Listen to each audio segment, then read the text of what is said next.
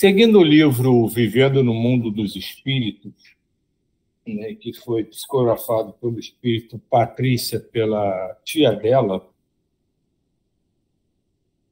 nesse livro especificamente, ela transmite as impressões de um curso que ela fazia na espiritualidade para aprender melhor sobre o mundo espiritual, sobre as coisas que nós aqui apenas imaginamos.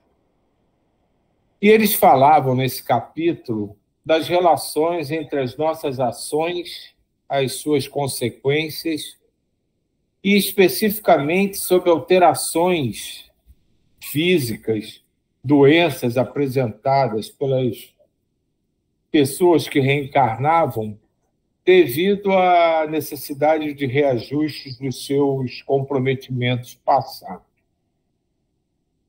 E nós tínhamos acabado de ver um caso, né, em que chegava no local para tratamento 3 espíritos tão entrelaçados pelas suas confusões que o mentor do grupo, né, conversando com a turma, né, da Patrícia, disse a eles que aquele caso ainda era de um comprometimento muito grande, que eles não podiam fazer nada.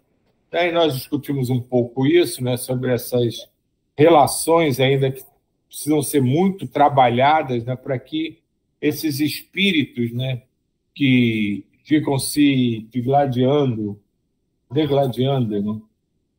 uns com os outros pela eternidade, possam começar a pensar de forma diferente e iniciar, né, um processo de recuperação e de conscientização. Mas, continuando aqui o texto onde a gente estava, são muitas as más ações que levam os espíritos a reencarnar com deficiências mentais. É raro, mas há espíritos que, por determinado objetivo, reencarna deficiente sem ser pela reação negativa. Ali estavam espíritos que abusavam da inteligência. Outros danificaram o cérebro com tóxicos e álcool.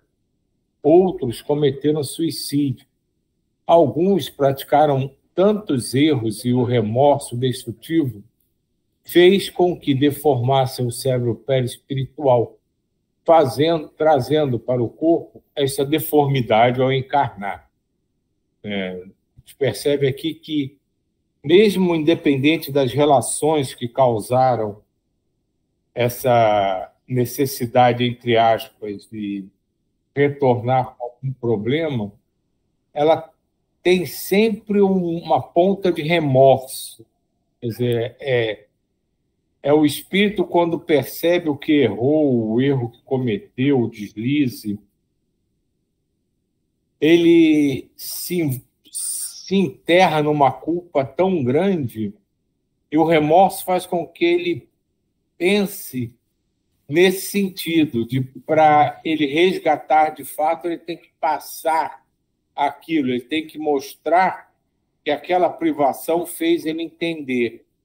E como a gente discutiu, já conversou sobre o sonho, isso não é realmente uma necessidade, mas acaba acontecendo porque a gente não se entende consigo mesmo, não se entende com o universo, não se entende com Deus, não consegue compreender direito o que ele está passando para a gente e acaba passando por sofrimentos, por privações, por dificuldades, porque é assim que a gente consegue entender que pode resgatar e pode recuperar o equilíbrio. Mas, também, como já foi conversado aqui muitas vezes, tudo é aprendizado, tudo vai crescendo e se sedimentando com o tempo, e aos poucos, mesmo aqueles mais aferrados nesse pensamento, vão deixando novas formas de pensar fazerem parte do seu dia a dia e comece a compreender também que não é porque você chutou uma pedra no caminho, isso quer dizer que você chutou uma pessoa, né, fazendo uma comparação bem grosseira e até meio boba, né, no passado. Aproximando-se de um menino... Só um minutinho. Diga. Só um minuto, faça favor. Isso aí, esse capítulo, esse parágrafo que nós lemos, é a resposta porque nós estávamos questionando ontem. Se lembra que a gente falou sobre o cérebro, que tinha cientista que estudava o cérebro para procurar os defeitos no cérebro, que leva a uma série de doenças, que até nós estávamos comentando que, graças ao Espiritismo, ele só trouxe essa informação científica para a gente, como ele está dando aqui, que fica o perispírito fica lesado. E aí ocorre toda essa, como a gente sabe, ocorre toda essa sequela no plano material. Então, foi justamente isso que a gente estava comentando ontem. Isso aqui que traz a resposta. Então, esses cientistas ficam procurando os defeitos na massa cefálica que não existe. É tudo uma consequência. Mas, com o passar do tempo, nós chegaremos lá. É só isso. Aproximamos de um menino... Diga. Só um pouquinho. Assim, estou voltando, eu falei isso semana passada e voltando mais ou menos, que eu acho que é uma coisa que ainda está me marcando. Essa questão da perfeição, né? Eu estou falando da perfeição segundo a consciência humana, não a perfeição de Deus. Nós achamos, né, que temos que ser perfeitos, nós achamos que temos que agir, e foi nos colocado, né, de uma forma muito forte isso, essa perfeição, sermos perfeitos. Acho até que essa história da imagem e semelhança de Deus, tudo isso pesa muito, e essa exigência de ser perfeito nos leva ao orgulho, né? Eu tenho orgulho de ser perfeito, eu tenho orgulho de só fazer coisas certas, eu tenho orgulho, né, de estar no caminho X ou A que me leva a ser evoluído. E esse orgulho, eu acho que também leva o remorso, de alguma forma, também ainda é um reflexo de orgulho, no sentido de que você não é humilde o bastante para entender de que erramos, que acertamos, que isso faz parte de tudo. E enquanto a gente tem esse orgulho, né, ou essa ideia de perfeição, não sei bem, ainda faz com que a gente leve a esse remorso.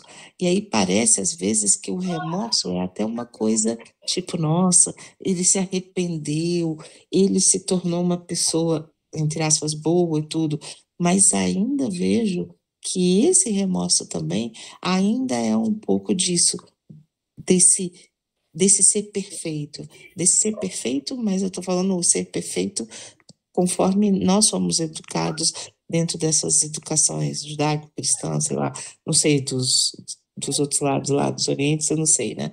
Mas de uma perfeição que a gente nunca consegue, nunca alcança, porque ela não é isso, né?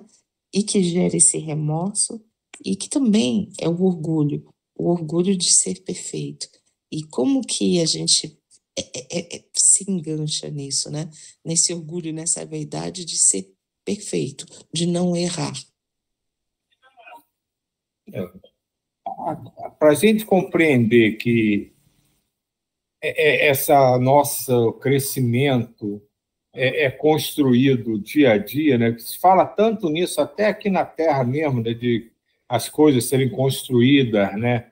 Se formando uma rede. É muito difícil, porque até a ideia que foi vendida para a gente, e aqui eu repito a Diva na questão de, principalmente no Ocidente, que onde a gente vive, pelas filosofias, pelas formas de religiosidade, era que para entrar no céu tu tinha que se arrepender antes. Então, você tinha que ser absolvido dos seus pecados para entrar no céu. E isso cria um temor, um desespero, né? De que, pô, se você não foi perdoado, chegou lá no céu, e aí? Como é que você vai pagar a tua dívida? É complicado. E é lógico que envolve orgulho, envolve vaidade, porque nós somos assim. Nas coisas mais simples, a gente quer ser o melhor, quer estar por cima, mesmo que às vezes inconscientemente, ou até conscientemente, mas a gente prefere fingir que não está sendo orgulhoso, que não está sendo vaidoso, que não está se sentindo bem de ser elogiado por questões que às vezes são puramente materiais.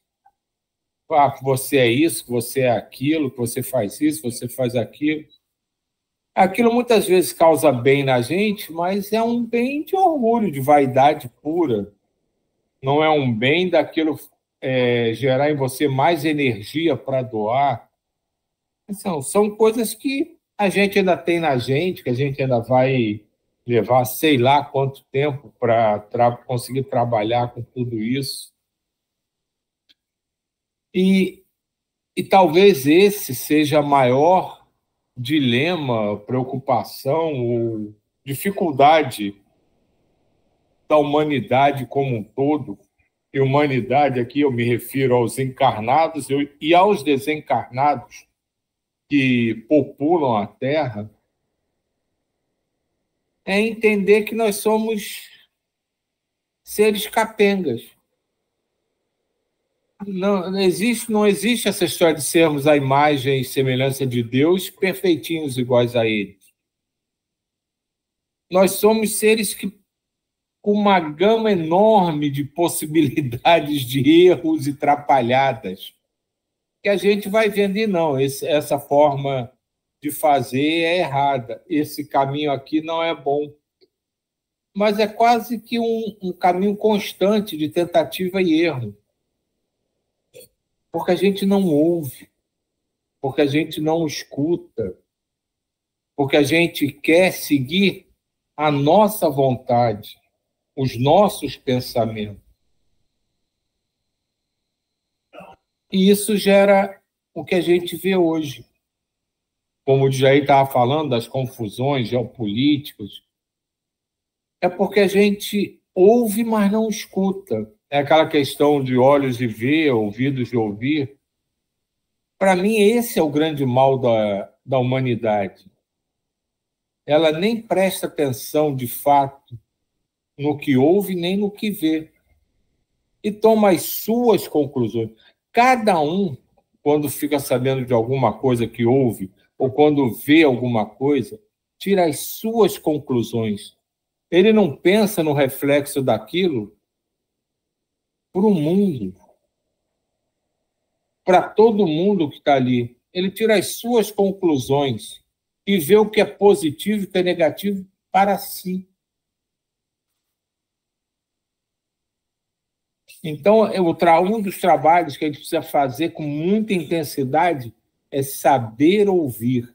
Mas não é ouvir o que o teu psicólogo fala, o que a tua esposa, ou marido, o teu filho, o teu melhor amigo fala, não.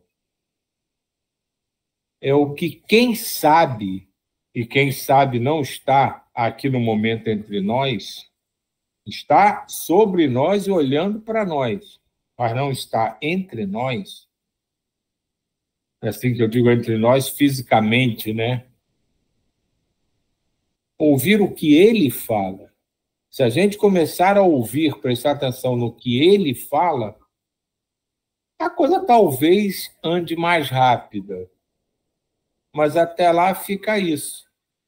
8 bilhões de pessoas encarnadas, são 8 bilhões de ideias diferentes e 8 bilhões de conclusões individuais. E essas conclusões todas visam apenas o próprio criador da conclusão. Me permite, sabe o que acontece? Vamos lá. eu recebi como você acabou de falar, nós recebemos inspiração. E uma vez até eu comentei, acho que foi até um ano passado, aquela questão 487, 489, nem me lembro mais, que nós somos mais influenciados do que eles imaginam. Todos nós somos influenciados, só que esses 8 bilhões que você acabou de falar, e a grande maioria são influenciados por seres negativos, dentro das próprias religiões, Silvio. Isso é uma realidade. Quando você começou a falar isso, eu comentei já algumas vezes com vocês. Eu, graças a Deus, que eu tenho uma mediunidade mais um pouco afurada, o que eles me falam para mim, para onde eu seguir, como tem comigo, tem com vocês, isso pode ter certeza. E tem com o presidente, com os governadores, com qualquer ser humano, com esse dirigente dessas igrejas pentecostais, está tudo. Então, quer dizer, há uma leva de espíritos de baixa vibração que está dominando esse planeta, que vai levar essa convulsão. Isso que você acabou de falar é uma realidade, e essa realidade se aplica a todos, inclusive para a gente, é só isso.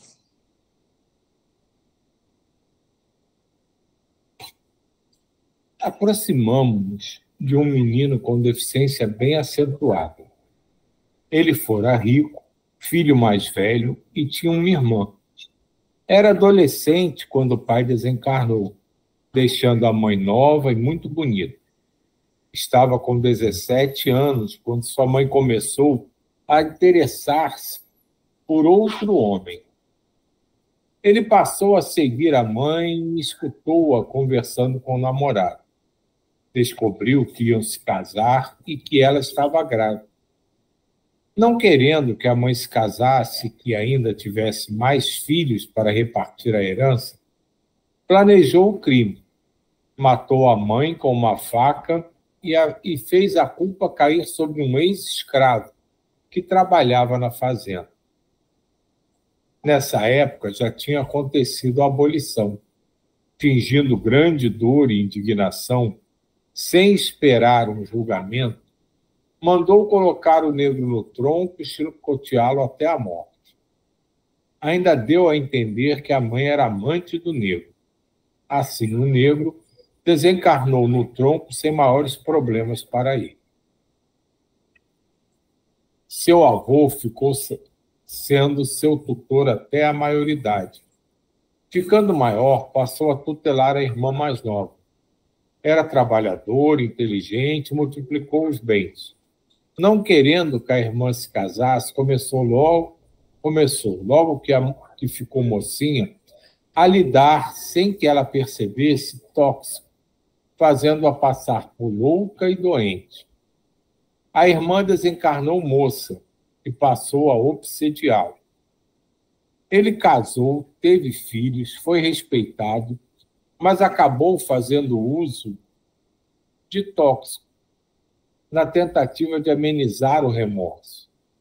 Desencarnou em péssimo estado. A irmã o perseguiu por anos. Depois, o remorso destrutivo danificou seu cérebro, que fora perfeito. Reencarnou, como vocês agora veem. Centraliza no corpo os fluidos negativos que ele mesmo criou. Aqui, no caso, é um pouco... A situação, eu acho que difere um pouco, porque não é o remorso simplesmente que faz só ele vir com essa deformidade, com essa deficiência. Da mesma forma que as energias em desequilíbrio se permanecem ligadas a cada um de nós, alteram o nosso perispírito e se manifestam como doenças, esse é um caso muito semelhante. O remorso dele não foi simplesmente por sentir remorso que ele quis ter aquela deficiência. As energias que ele produziu em desequilíbrio e desarmonia por causa de tudo que aconteceu, do remorso que ele tinha, foram impregnando aquele espírito, seu perispírito, e acabaram essas energias, como no corpo físico provocam doença, que sempre começam, na verdade, no perispírito, desagregando de uma forma tão intensa o perispírito dele que não teria outras oportunidades dele encarnar sem aquele tipo de lesão. Então tem esse aspecto também.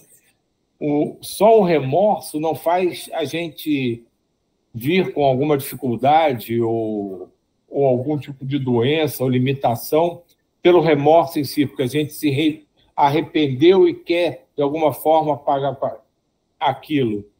A energia gerada deletéria por aquele remorso, por aquele sentimento ruim, quando se propaga por muito tempo e com muita intensidade, pode, por si só, causar alterações que levem à doença no corpo físico, e que elas vão se manifestar, nesses casos, no espírito ainda desencarnado, quando ele encarna.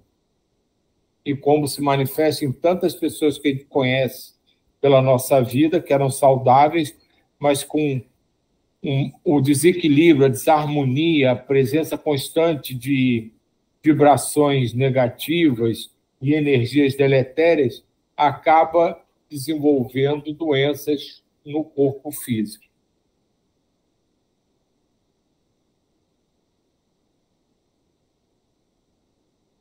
Olhamos os deficientes com profundo amor e carinho. Seus sorrisos simples, seus modos frágeis, fazem com que tenhamos vontade de abraçá-lo. Fizemos isso, passamos-lhes alegria. Nada é eterno e nem a reação é infinita. Tudo se renova, o tempo passa, a desencarnação vem. E eles, socorridos e orientados, têm outro reinício. Confesso que me apiedei de todos. Só os imprudentes pensam que nada tem retorno. Ver as pessoas sofrerem as reações, os efeitos, é triste. Se soubessem os encarnados que ninguém faz nada sem retorno e que só anulamos esses efeitos com muito amor e renovação, não cometeriam tantos erros. Depois de termos ficado horas com eles, findou a excursão e retornamos à colônia. Na aula de conclusão, houve muitas perguntas respondidas por Raimundo. Pode-se pedir para reencarnar cego, surdo ou mudo? Indagou Luísa. Sim, pode. O Departamento das Reencarnações estuda cada caso. O solicitante recebe orientação e, se quiser assim mesmo, os instrutores verificam se será bom ou não para ele. Só depois de feito um estudo favorável é que ele pode reencarnar com deficiência, porque a maioria das deficiências são as que criamos em nós mesmos, pelos nossos erros. Então, não basta a gente reconhecer que errou, mas nesse processo querer pagar vindo com determinada limitação ou deficiência. Isso ainda vai ser analisado para ver se aquilo vai ser útil. Que pode ser que aquela deficiência não seja útil para ele naquela encarnação. Pode ser até que numa encarnação futura, em que a estrutura mental dele já tenha se modificado, aquilo possa gerar alguma utilidade. Mas também, se não for útil, não adianta você vir com a limitação que for, se não vai cumprir os propósitos imediatos daquela organização reencarnatória, eles também não se utilizam desses métodos, porque nada na espiritualidade é feito sem um propósito. E se não tem um propósito real, não tem por que ser feito. O que reforça a ideia de que tudo que a gente passa, sente, visualiza, percebe, tudo que acontece com a gente, de alguma forma, tem utilidade para o processo que a gente está vivendo naquele momento. A gente pode não entender nada, pode se revoltar horrores com aquilo, mas é algo de útil que pode gerar benefício para cada um de nós. E isso é bom a gente sempre ter em mente. Pode ser, a gente pode achar que foi a pior coisa do mundo, mas tem uma utilidade. Diga. Silvio, isso aí que você acabou de falar, que acabamos de ler, orgulho da diva. Aí o cara tem um karma lá, mas esse karma pode deixá-lo mais orgulhoso do que ele entrou, entendeu, na matéria. Então, quer dizer, tudo nisso é estudado para tentar amenizar até esse orgulho, que a diva acabou de comentar há pouco. É só isso que eu queria falar. Bom, são já 8h30, vontade de tirar.